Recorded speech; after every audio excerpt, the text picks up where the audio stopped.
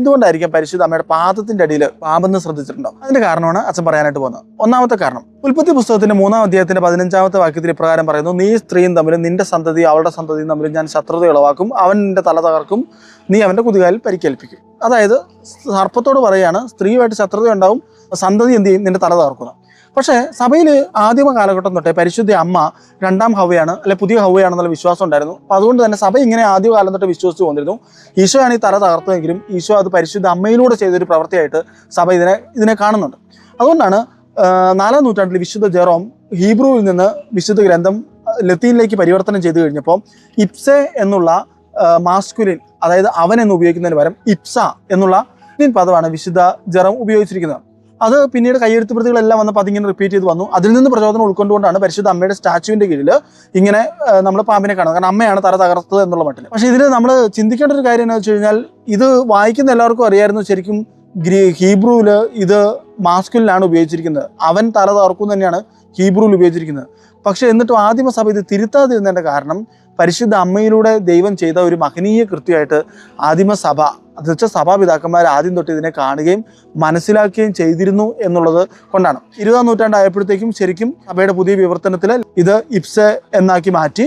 പക്ഷേ എങ്കിലും John Paul രണ്ടാമൻ മാർപ്പാപ്പ ഇതിനെക്കുറിച്ച് പറയുന്ന ഇപ്രകാരമാണ്, പരിശുദ്ധ അമ്മയിലൂടെയാണ് ഈശോ ഈ വലിയൊരു കാര്യം ആരംഭിച്ചത് അല്ലെ ചെയ്തതെന്ന് പറയുന്നുണ്ട്. അതായത് അനൻസിയേഷന്റെ സമയത്ത് പരിശുദ്ധ അമ്മ ദൈവഹിതത്തിന് ആമേൻ പറഞ്ഞപ്പോൾ തന്നെ പിശാചിന്റെ തല തകർക്കപ്പെട്ടു തുടങ്ങി. പിശാചിന്റെ തലയെ പരിശുദ്ധ അമ്മ ശരിക്കും തകർത്തു തുടങ്ങി. എപ്പോൾ തൊട്ടാണ്? അതായത് ദൈവഹിതത്തിന് പരിശുദ്ധ അമ്മ ആമേൻ പറഞ്ഞപ്പോൾ തൊട്ട്.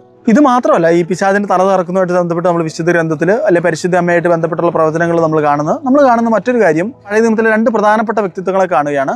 ഒന്ന് നമ്മൾ കാണുന്നത് ന്യായാധിപന്മാരുടെ പുസ്തകത്തിന്റെ 4-ാമത്തെ 5-ാമത്തെ അധ്യായത്തിലാണ്. അതിൽ സിസേറ എന്ന് പറയുന്ന ശത്രുപക്ഷത്തിലെ നേതാവ് ജായേൽ എന്ന് പറയുന്ന ഒരു സ്ത്രീയുടെ അടുത്തേക്ക് വരുന്നുണ്ട്. കിടക്കുന്ന സമയത്ത് ഇവന്റെ തലയിൽ മരയാണി അടിച്ച് കയറ്റാണ്, എന്ന് വെച്ചാൽ തല തകർക്കുകയാണ്. അപ്പോൾ പഴയ നിയമത്തിൽ നമ്മളൊരു സൂചന കാണുകയാണ്, ശത്രുപക്ഷത്തിന്റെ നേതാക്കന്മാരെ തകർക്കുന്ന അല്ലെ അവരുടെ തല തകർക്കുന്ന സ്ത്രീയെ നമ്മൾ കാണുകയാണ്. അത് ശരിക്കും ശത്രുപക്ഷത്തിന് വലിയൊരു അപമാനമാണ്. ഒരു സ്ത്രീ അത് ചെയ്യുന്ന വലിയൊരു അപമാനമാണ്. പക്ഷെ ഒരു സ്ത്രീയുടെ കയ്യിലൂടെ ദൈവം അത് ചെയ്യിക്കുകയാണ്. അപ്പോൾ പരിശുദ്ധ അമ്മയെ ഒരു സ്ത്രീ പിശാചിന് തല തകർക്കുന്നു, പിശാചിന് തല തകർക്കപ്പെടുന്നതിനേക്കാൾ അപമാനമാണ്. കാരണം ഒരു സ്ത്രീയാണ് വിശുദ്ധ ഗ്രന്ഥം അനുസരിച്ച് പിശാച് വീഴിച്ചത്. അപ്പോൾ അതേപോലെ തന്നെ ഒരു സ്ത്രീയിലൂടെ തന്നെ പിശാച് തോൽപ്പിക്കപ്പെടുക എന്ന് പറഞ്ഞു കഴിഞ്ഞാൽ പിശാചിന് അപമാനമാണ്. പക്ഷെ ദൈവം അത് ചെയ്യുകയാണ്. ഈ ജായേൽ ഇത് ചെയ്തതിന് ശേഷം ഇവർ ദൈവത്തെ സ്തുതിച്ച് പാടുമ്പം ദെബോറ എന്ന് പറയുന്ന പ്രവാചക എങ്ങനെയാണ് പറയുന്നത്, നീ സ്ത്രീകൾ ഉന്നതയാണ്, നീ മഹോന്നതയാണ്, നീ സ്ത്രീ പറഞ്ഞിട്ടാണ് പാടി സ്തുതിക്കുന്നത്. ഇത് നമ്മൾ പുതിയ നിയമത്തിൽ വിശുദ്ധ ലൂക്കായുടെ സുവിശേഷത്തിൽ എലിസബത്ത് പരിശുദ്ധ അമ്മയെക്കുറിച്ച് പറയുന്നുണ്ട്. കാരണം അനൻസിയേഷൻ കഴിഞ്ഞ ഉടനെ തന്നെ എന്താണ് എലിസബത്ത് പരിശുദ്ധ അമ്മയെക്കുറിച്ച് പറയുന്നതും ഇപ്രകാരം തന്നെയാണ്, നീ സ്ത്രീകളിൽ ഉന്നതയാണെന്നാണ് പറയുന്നത്. 2-ാമത്തെ വ്യക്തിത്വത്തെ നമ്മൾ കാണുന്നത് പഴയ നിയമത്തിൽ യൂതിത്താണ്. യൂതിത്ത് ശത്രുപക്ഷത്തിന്റെ പാളയത്തിൽ എന്ന് ഫോളോഫർണസ് എന്ന് പറയുന്ന ശത്രുവിന്റെ നേതാവിന്റെ തല തകർത്തിട്ട് തിരിച്ചു വരികയാണ്. 2 പ്രധാനപ്പെട്ട കാര്യങ്ങൾ യൂതിത്തിനെ കുറിച്ച് നമ്മൾ മനസ്സിലാക്കണം. ഒന്നാമത്തെ കാര്യം, അവൾ ശത്രുവിന്റെ പാളയത്തിൽ ചെന്നു. 2-ാമത്തെ കാര്യം, തല തകർത്തു.